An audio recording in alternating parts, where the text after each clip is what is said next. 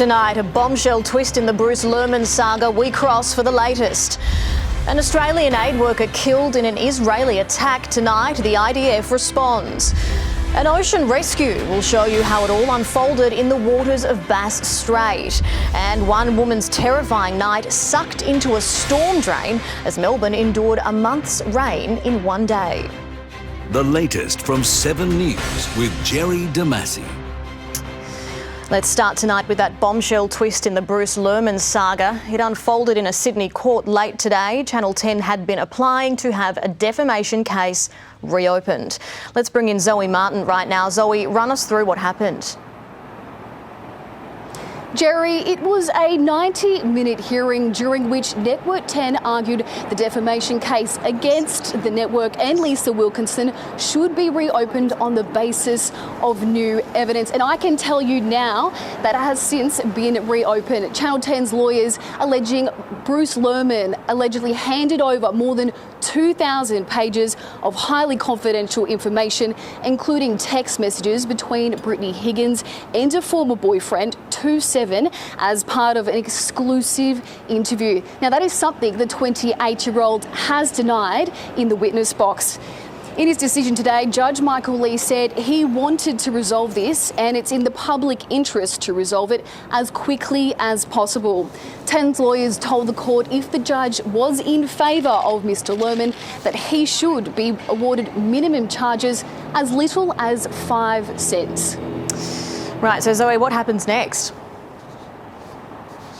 So, Jerry, new evidence will be heard on Thursday with former 7 Network Spotlight producer Taylor Ackelback to take to the stand just a few hours after Justice Lee's decision. He actually landed in Sydney from Auckland. Now, this all comes just days before Justice Lee was set to hand down his decision. That will now be delayed till at least next week. Jerry? Zoe, thank you. An Australian aid worker is dead tonight, killed while helping to feed starving women and children in Gaza. Let's go to Ashley Mullaney right now in our Europe Bureau. Jerry, the World Central Kitchen has now paused its operations in Gaza after 7 of its workers were killed, including Australian woman Zomi Frankham. The group had just left a food warehouse in the Gaza Strip when the armoured car was struck. Pictures from the scene show the destroyed vehicle with the organisation's branding clearly on the roof. The World Central Kitchen said the Israeli airstrike was unforgivable. Australian Prime Minister Anthony Albanese said it was completely unacceptable. Zomi's friends are also demanding answers. Tonight they are paying tribute to the dedicated aid worker. This beautiful woman just walked in the door and offered her help, and just vibrant and bubbly, no, I'm here to help. That was Zomi. Just disbelief, absolute horror, and you know, she died trying to help others in such tragic circumstances. There's no winners in it. Like, uncover this image, and it's kind of blurry, it panned across, and then like I saw Zomi's face and I like yelled. There's this huge, hole where she was. Where are the rules of engagement? Like, you're not supposed to target these people, you know what I mean? And she trusted that. Now, among the others killed were British, Polish, US and Canadian citizens. Those nations will no doubt have their own questions tonight as well, Jerry. Ash, what's the Israeli military had to say about the attack? Well, the IDF has described this as a tragic incident and promised a thorough investigation, releasing this video message just a short time ago. We also express sincere sorrow to our allied nations who have been doing and continue to do so much to assist those in need. We have been reviewing the incident in the highest levels to understand the circumstances of what happened and how it happened. Now, the World Central Kitchen's pause in operations will have an enormous impact. They are the primary aid organisation for food supplies in Gaza. And for the workers there, this just shows how chaotic, dangerous and now deadly their work can be, Jerry. Absolutely. Ash Mullaney in London, thank you. All right, let's bring in Mark Purcell now. Mark is the CEO of the Australian Council for International Development. Mark, this is a dangerous job that people like Zomi Frankham was doing. Yeah, in fact, it's one of the most dangerous humanitarian conflicts in the world today that Zomi Frankham was working in and putting her life on the line in trying to help Palestinian civilians not starve to death. And she paid the ultimate price, along with her 6 colleagues, by being shelled by what looks like to be an Israeli Defence Force missile. Are there many Australians working in Gaza right now? Do we know? There's only a handful working there. The bulk of the workers are local civilians employed by the charities and non-government organisations in the United Nations. So they're doctors, they're trained professionals, health workers, logistics experts and the like. In many ways, they work for the UN and NGOs because they don't want to be drawn into the conflict by either side. Are there any protections in place for Australians working in these danger zones? Look, there should be. There's very high security protocols by the charities and the UN itself, but the reality is, on the ground, you're working in close cooperation and communication with the Israeli Defence Force. Every movement by every food convoy, every bit of aid is scrutinised and approved in advance by the Israeli Defence Force. And that's what makes this attack and the many attacks like it that have occurred over previous months so abhorrent, really. We've seen 200 aid workers die now as a result of attacks on them by missiles. And so, that really it's become a situation where it's impossible now to deliver humanitarian assistance safely. That's against the Geneva Conventions, which are the laws of war that governments around the world have signed up. And I think that's why Prime Minister Albanese has spoken out so strongly against Zomi's death and that of her colleagues. Mark, thank you for your time. Thank you. All right, we're going to show you some pictures in late today of an ocean rescue. A Navy diver was injured in Bass Strait while he was in the water during a training exercise. It sparked a major rescue operation. 2 aircraft were sent to rescue him. Rough seas did make it difficult. He was taken to hospital and tonight he's in a stable condition. A cruise ship tour for 2 Aussie holidaymakers has turned into a nightmare. Doug and Violetta Sanders are among 8 passengers left stranded on an African island after missing the call to reboard a Norwegian cruise ship. They were on a private tour around the small island Sao Tome when they had car problems. They arrived an hour late and they missed the ship's departure, and we spoke to them exclusively just a few hours ago. It wasn't our fault. The tour van had trouble getting back. He was going as fast as he could. They were notifying the ship to say that we're on our way, that we're late, and the ship refused to wait for us. And when we got back, the ship was still there with the side down and 2 tenders in the water. It's been the worst experience of our lives to be abandoned like that in a strange country, can't speak the language, it's Portuguese and African. We have no money.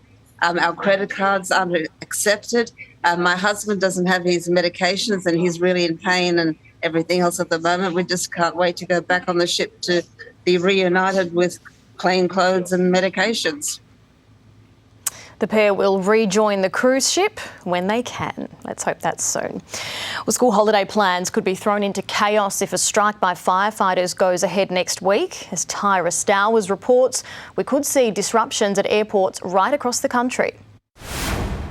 Well, Jerry, the union representing aviation firefighters is planning 4 hours of stoppages next Monday morning. And it couldn't come at a worse time as the autumn school holidays kick off next week in most states. It's the latest development in the ongoing dispute. Firefighters claim leaked documents show the country's airports are at an extreme safety risk due to lack of resourcing. Air Services Australia says the dispute has nothing to do with staffing levels. The union is demanding a 20% pay rise. They say the union has been offered more than half of the pay claim with ongoing negotiations for the past 5 months. The industrial action is expected to cause major disruptions at main airports across the nation from early Monday morning. We cannot do our job properly unless we are properly staffed and properly resourced. I don't think there's any convenient time for a work stoppage when it comes to aviation. and I think that should really actually inspire our services to get in and settle the deal. Now, this all comes at a time when domestic travel was starting to recover, and we saw strong numbers over the Easter holidays across the country, but there are now major concerns for what lies ahead. Jerry? In as little as a fortnight, one of Sydney's most notorious killers could be set free on parole. 13 years ago, William Nagati killed 19-month-old Sky Sassine. It happened when he rammed her parents' car. He'd been trying to get away from police. Sky died from head injuries.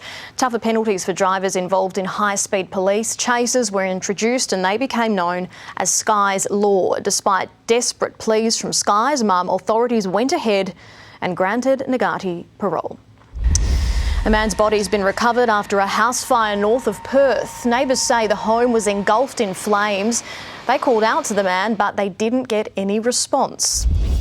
A Perth man accused of stalking former Home and Away star Kate Ritchie has been banned from contacting her. 71-year-old Gerard Ryan sent hundreds of messages to the Nova radio host, among them sexually explicit videos. He was arrested in Sydney last week after he sent Ritchie a message saying he was in her suburb. He's now pleaded guilty to stalking.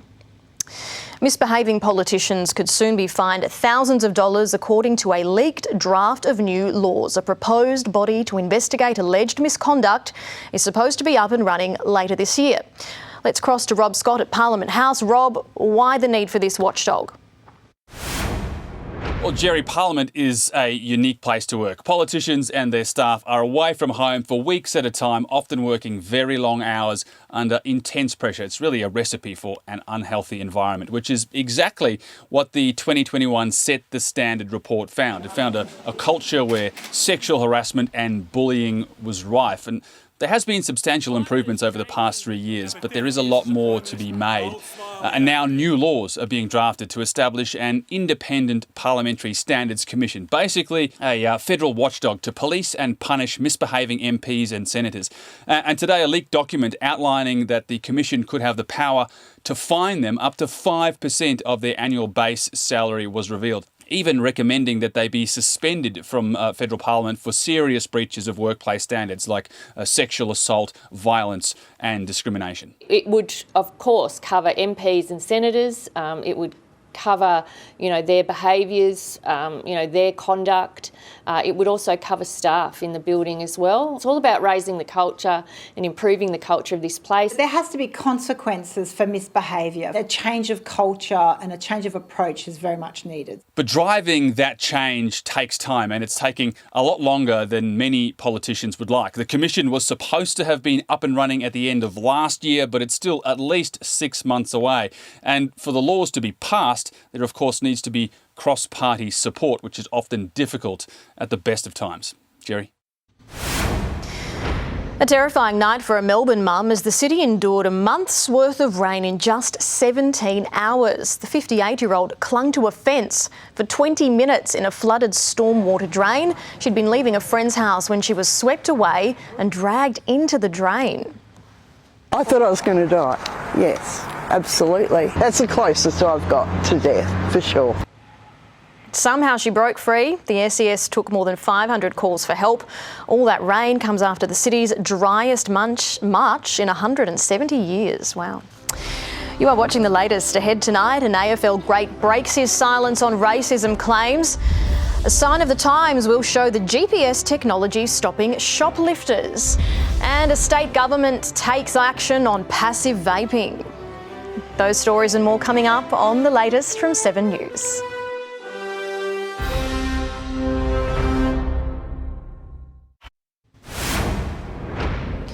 For the first time, footy legend Kevin Sheedy's spoken since being named in an AFL racism action. Phil Cracker named him among those who racially targeted him and his brother Jimmy. During an exclusive interview with 7 News, he told how he was shocked by the accusations and vowed to clear his name. To be inferred upon as a racist person was very difficult for me to take. It's a bit of a shock to me, to be honest. I worked my whole life trying to get Indigenous players obviously into the game more. Look, there are people worse off in life, African countries and the Ukraine and issues that are happening anywhere in the world. You just got to get over it and move on and get it sorted out. Sheedy has hired a lawyer to represent him during the trial. A 12-year-old student is dead and 2 others have been wounded during a school shooting in Finland. Police cordoned off the school after receiving a call about an active shooter as the school day began. The gunman was arrested not long after. He was carrying a handgun. Donald Trump has posted a $269 million bond in his New York civil fraud case. It means his assets won't be seized while his case is under appeal. The former US president was found to have lied about his wealth to get better loans and deals. Separately, a gag order against Trump has been expanded in his hush money trial. It comes after he attacked the daughter of the judge overseeing the case on social media. More progress tonight in the race to reopen the Port of Baltimore after that bridge collapse. A temporary channel's been opened up and the first ship has made it through. 6 workers died when that cargo ship slammed into the traffic bridge. Tonight, more evidence for you of just how hard the cost of living continues to bite. One supermarket chain is going to some extreme lengths to stop shoplifters. Let's bring in Mitchell Sariovsky from Adelaide. Mitchell, they're going to be using GPS. Jerry, in the past year alone, Drake's supermarket chains lost more than $10 million to shoplifters. Now, Drake's has 67 stores in Adelaide and Queensland. It's going to use this high-tech GPS technology to track high-end meat that's been disappearing off the shelves as the cost of living crisis deepens. Now, expensive products like Wagyu beef are put in these containers fitted with the technology and tracked. Supermarkets pay $30 for each box, an investment they say is worth every cent. If someone leaves the store without it being detached, then that'll set off the GPS. Meat theft is the #1 thing that is stolen from our supermarkets. We understand it is very tough out there, and we also understand that 99% of our customers are doing the right thing. Mitch, what's prompted the supermarket to go to such extreme lengths? Now, Jerry, let me just show you some vision here. These are the thieves supermarket boss JP Drake wants to keep away. In this, you can see 2 men heading straight to the meat section to select their favourite cuts. They pile not 1 but 38 packs into a basket, and that's $1,000 worth of meat. Now, the technology will be trialled in 2 South Australian stores. Drake's hopes to roll it out to other shops here and in Queensland in the coming months. Jerry? Uber's found itself locked in a new legal battle. It stands accused of ruining a rideshare rival. The owners of the taxi booking app Go Catch claim Uber used any means it could to destroy them. That included spyware to derail their operations. The court heard internal emails from the former Uber Australia boss that the app had signed more customers in June than they had, and he wanted to destroy them. The trial is set down for 2.5 months. Canberra wants to make it quicker and easier for Australians to get an autism diagnosis. It's all part of a national strategy around the condition. How the system will be streamlined will come in a plan at the end of the year. The New South Wales government has decided that passive vaping is a thing. It's not been proven if the clouds of fumes from e-cigarettes are harmful. Even so, authorities have dropped vaping into the same category as smoking, making it illegal in all enclosed public spaces and outdoors. We're not prepared to put people at risk who are simply around those people who are using this product. We know there is an impact, and that's why we're taking action. We don't know that. It's far too soon to know. I think most people would encounter the idea that, they're much less dangerous than cigarettes. Whatever the case, the government's position, better to be safe than sorry. Still to come, the national weather forecast, then a new home for a little miracle. That's our final frame tonight here on the latest from 7 News.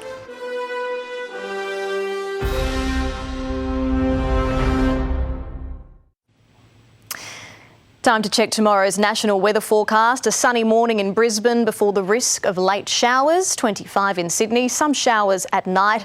Canberra 23, 17 the top for Melbourne. Adelaide 21, Perth staying sunny and warm, and a possible late storm in Darwin. Moving on to our regions, partly cloudy in Coffs Harbour and Shepparton. Geelong 18 degrees, 30 in Cairns. Sunny day in Kalgoorlie, showers easing in Mount Gambier. Mostly sunny in Launceston and Mount Janini. Tonight's final frame, a little baby who's been forced to find a new home. Jamila is a West Lowland gorilla. She was born by caesarean at a zoo in Texas a few months ago, a few weeks early, but since then, his mum hasn't bonded with him. Jamila's now been sent to a surrogate mum at another zoo in Cleveland. Our final frames tonight. Very cute. Thank you for your company from the team. That's the latest. I'm Jerrie Demasi. Good night.